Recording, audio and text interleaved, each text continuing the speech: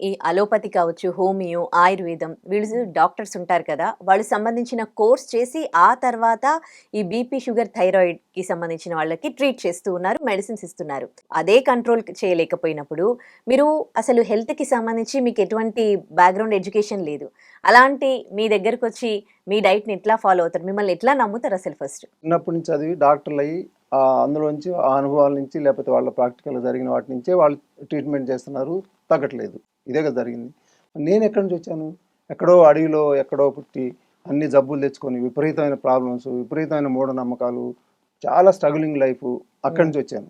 అసలు లేవలేని పరిస్థితి 25 ఇయర్స్‌కే అన్ని జబ్బులొచ్చినాయి నాకు. 25-40 ఇయర్స్ వచ్చేవరకు విపరీతమైన సమస్యలొచ్చినాయి.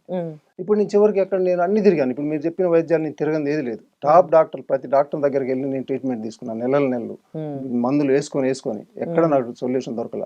చివరికి తిరిగి నేచురోపతి, నేచర్ క్యూర్‌కి వచ్చాను. ఆ టైం నుంచి నాకు ఇక తగ్గించుకోవటం, నేను 10 ఇయర్స్ భరించలేని ఒక ఎసిడిటీ 10 డేస్‌లో పోవటం అనేది పెద్ద నమ్మకం వచ్చింది నాకు దాని మీద.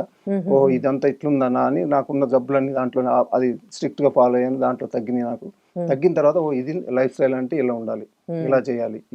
ఇలా చేస్తే ఎవరికైనా తగ్గుతాయి అనేది నేను దాని మీద ఆధారపడి మొత్తం తగ్గించుకొని, ఆ తర్వాత కరోనా వైరస్ రావటం, అక్కడ నాకు అనుకోని ఒక సంఘటన జరిగి దాంట్లో నుంచి ఒక మార్పు రావటం, అక్కడి నుంచి నేను ఇంకా దీని మీద నేను ఫాలో అవ్వటం.